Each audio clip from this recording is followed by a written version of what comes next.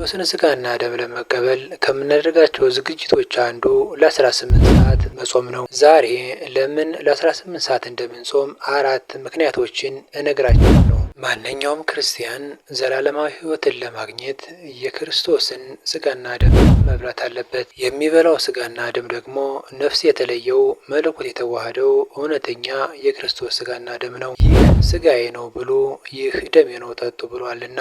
ለምን ለ18 ሰዓት እንደምንጾም 4 ምክንያቶችን እነግራችኋለሁ። አንደኛ፣ ለክርስቶስ ሥጋና ደም አክብሮት ለመስጠት። የምንቀበለው ቅዱስ ቁርባን የክርስቶስ እውነተኛ ሥጋና ደም ነው። በቅዳሴ ጊዜ በካህኑ ጸሎትና በመንፈስ ቅዱስ ፈቃድ ህብስቱ ተለውጦ እውነተኛ የክርስቶስ ሥጋ ወይኑም ተለውጦ እውነተኛ የክርስቶስ ደም ይሆናል። ይህ የክርስቶስ ሥጋና ደም የሕይወት ምግብ ነው። ጌታ በወንጌል ሥጋዬን የበላ ደሜን የጠጣ የዘላለም ሕይወት አለው ብሎ እንደተናገረ ዘላለማዊ ሕይወትን የሚሰጥ በመሆኑ ልዩ ዝግጅት፣ ልዩ ፍርሃትና ልዩ አክብሮት ይደረግለታል። ቅዱስ ቁርባን ወደ ሰውነታችን ከመግባቱ በፊት ምንም አይነት ሥጋዊ ምግብ ወይም መጠጥ ለተወሰነ ሰዓት ቀድሞት እንዳይገባና የሰውነት መቅደስ ክፍት ሆኖ እንዲጠብቀው ይደረጋል። ሁለተኛ፣ የነፍስና የሥጋ ቅድስናና ንጽህና ስለሚያስፈልግ ነው። የነፍስና የሥጋ ቅድስና የክርስቲያኖች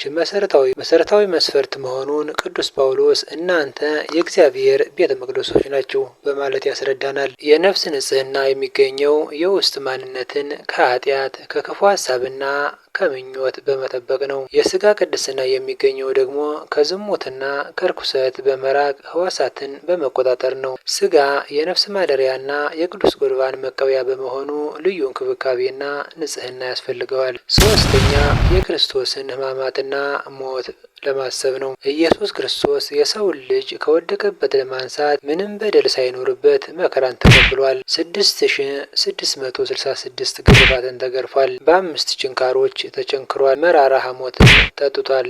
ጎኑን በጦር ተወግቷል። ኢየሱስ ክርስቶስ በጸሎተ ሐሙስ ምሽት የአዲስ ኪዳንን ምስጢረ ቁርባን ሲመሰርት ቅዱስ ቁርባንን በተቀበላችሁ ጊዜ ሕማሜን ሞቴንና ትንሣኤን አስቡ በማለት ይህንን ለመታሰቢያ አድርጉት ብሏቸዋል። የኢየሱስ ክርስቶስ መከራ የጀመረው ሐሙስ ምሽት 3 ሰዓት ነው።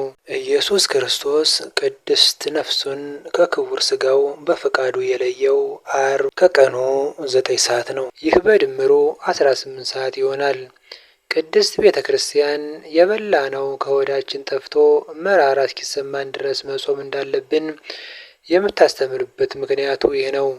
በአጠቃላይ የክርስቶስን መከራ መስቀል ለማሰብ ይህ ሥርዓት ተሰራል። አራተኛውና የመጨረሻው የቤተ ክርስቲያንን ሥርዓትና ሕግ ለመጠበቅ ነው። ቅዱስ ጳውሎስ ሁሉ በሥርዓትና በአግባብ ይሁን እንዳለ በቅድስት ቤተ ክርስቲያን ውስጥ የሚከናወኑ ድርጊቶች በምክንያትና በሰማያዊ ሥርዓት ይከናወናሉ። የቀደሙ አባቶቻችን በመንፈስ ቅዱስ ተመርተው ሥርዓት ሰርተዋል። ሥርዓትን ማክበር የሥርዓቱን ባለቤት እግዚአብሔርን ማክበር ነው።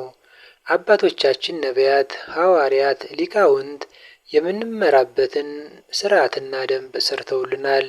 ፍትሐ ነገሥት አንቀጽ 13 ቁርባን ከመቀበላችን በፊት ማድረግ ስለሚገባን ነገር በግልጽ ያስቀምጥልናል። እነዚህ 4 ዋና ዋና ምክንያቶች ቅዱስ ሥጋውን ክቡር ደሙን ከመቀበላችን በፊት 18 ሰዓት ለምን እንደምንጾም በቂ ማስረጃዎች ናቸው።